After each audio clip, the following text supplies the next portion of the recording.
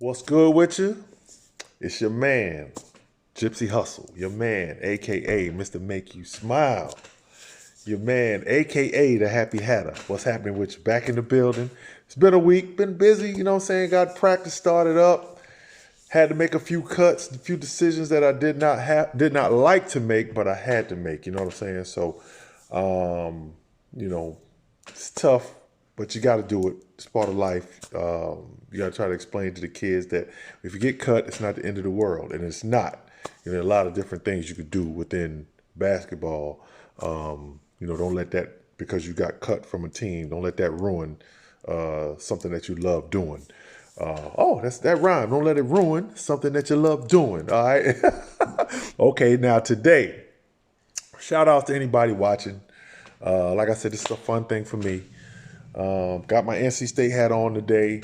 College basketball about to start up tomorrow. Can you believe that? This is early. This is really early for college basketball, I think. I don't remember us starting this early. But then again, I'm old, so you never know. All right. Start off today talking about my man Idris Talib got traded to the Dolphins. Now he's leaving the Rams. He's played on nothing but good teams pretty much for most of his career. He got traded to probably the worst team in the league. I don't know. The Dolphins just beat the Jets yesterday, so the Jets might be the worst team in the league. But he got traded. I'm pretty sure he probably didn't like that. But I was kind of surprised to see that. But then they brought Jalen Ramsey in, so that's another big personality. Maybe the Rams didn't want two big personalities on the same team because Idris Talib also has a big personality, which leads me into Jamal Adams from the Jets, who had comments to talk about the loyalty in sports, which I'm going to see what y'all think about that on my Instagram where I can reply back and forth with you. But loyalty in sports, there is none. You know what I'm saying? So for Jamal Adams, hey, listen, you got to get yours. And I think that, more so players think there should be some loyalty, whereas management, when they do things, it's business. You know what I'm saying? So the players, in turn, have to say the same thing. It's business. You know what I'm saying? So because somebody mentions your name in a trade, don't get upset about it because there's certain players that shouldn't never be traded. But it happens because of business reasons. You know what I'm saying? Like, I always felt like Michael Jordan should never have been in a Washington Wizards uniform. That's just me. That's just me. For what he had done for basketball, for what he had done for Chicago, he should never be in another uniform. Same thing with a guy like Magic Johnson, who I think spent his entire career as a Laker, and he should have, for what he brought to the city of LA, what he brought to the communities. Magic Johnson should never have been in another uniform. Now, Jamal Adams, hey, listen, franchises are not run like, say, Pittsburgh Steelers used to run with Mean Joe Green never played in another uniform. Terry Bradshaw never played in another uniform. Franchise is not ran like that anymore. It's business now. So there's a lot of money at stake. So if a team feels like it's to their advantage financially to trade you, they will move you. I don't like it, but it is what it is. You're talking about a guy, I've been traded, released, everything that it is to go down in sports. But I realized it was a business. When my rookie year, I realized it was a business. And you can't really get too attached to anything or anybody there. You can like them and spend time with them in the off season and all that, but don't get too attached because at any second, it could be over. All right? Now we'll go from football to the World Series. I'm going to go to the World Series, all right? Now, the Washington Nationals won the World Series, and you can go back and look. I predicted it a while back. I said, look, when the playoffs first started, I predicted it. I think they beat the Dodgers. They were down to the last out, came back and won. I said, you know what? They might be a team of destiny. You know what I'm saying? Where they're not going to lose. They're just not going to lose. Everything looks grim, and they're not going to lose. Now, the Washington Nationals played the Houston Astros. The Houston Astros just came out of a tough series with the New York Yankees. The Yankees who are my team. So the Astros beat the Yankees, who very well could have won it this year. But I don't even think If the Yankees would have got there, I don't think they would have beat the Nationals because, like I said, the Nationals are a team of destiny. So the Astros start out the series down 0-2. So when that happened, I said, listen, I got the Nationals in 6. I got them in 6. Ended up being 7, but they won the first 2 on the road at that. The next 3 were in Washington, D.C. The Astros won the next 3. The next game, the Nationals won. So it was 3-3. 3-3. Go to the next game, game 7, and the Nationals pretty much won it convincingly. Won the World Series. Congratulations to them. And again, like I said, they were just a team of destiny.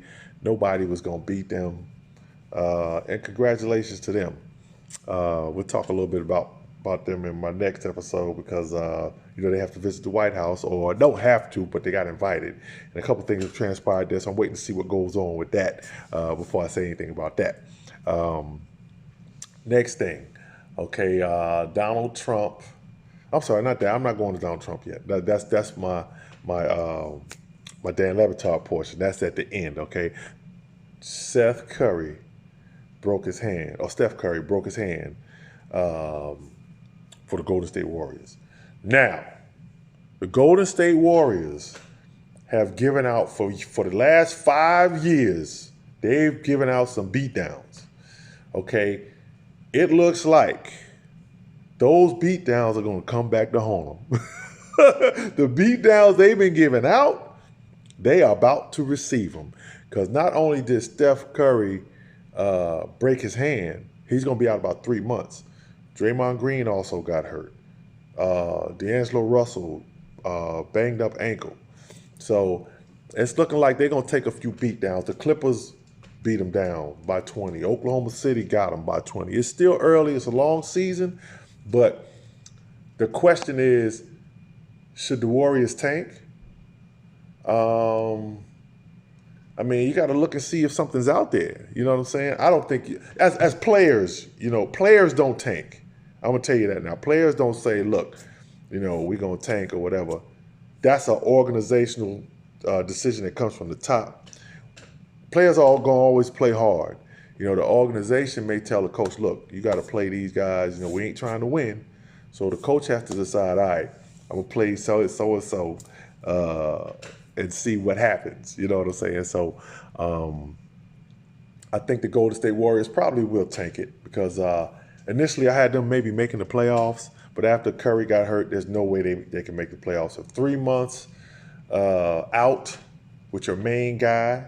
Then you got Draymond Green out also. Just not going to happen. It's not going to happen. So, look for the beatdowns that they gave out. They are now going to receive. So believe that, all right? Next thing, last thing, my man Donald Trump. This is my Dan Le Batard portion of the show that I can do. All right, Donald Trump lost a court battle in New York, and he has to give up his taxes. Now, Donald Trump says that, or through his lawyers, I guess his lawyers say that they're going to take this thing to the Supreme Court. Now, my question is, what are you hiding? What are you hiding? Just show your taxes. What's the problem? If everything is so squeaky clean, just show your taxes and let's keep it moving. Instead, you want to put up this big fight. It's been nothing but fight after fight after fight with this guy. So my thing is, look, we got to vote him out. He's got to get out. I'm not really, for all the impeachment things going on, but we got to vote him out. You know what I'm saying? Because he'll find a way to turn himself into a victim if he's impeached. Trust me, he will, no matter what he's done. America has let this man come in the White House and act a fool. Let's call it what it is, act a fool. And I've never called him the P word, you know what I'm saying? Because he's not. He's a resident in the White House. He's not that P word. I can't call him that. You know what I'm saying? So it is what it is. We'll see what goes down. But he has to give up his taxes. He lost that battle, another loss. And I would love to ask him, how's that wall coming along? You know what I'm saying? I'd love to ask him that. So we'll see what happens there. So that's it for me today. Like I said, we got practice. Shout outs to my man Sugar Red. Shout out to anybody watching. We got practice today. Got to make some more cuts. Don't really like doing it, but hey, got to do it. So everybody take it easy. And remember, make somebody smile, all right? It's your man checking out, your man Gypsy Hustle, all right? Your man, a.k.a. the Happy Hatter, a.k.a. Mr. Make You Smile, none other than the one and only Chucky Brown. I'm out, so you take care, and I'll holla. Peace.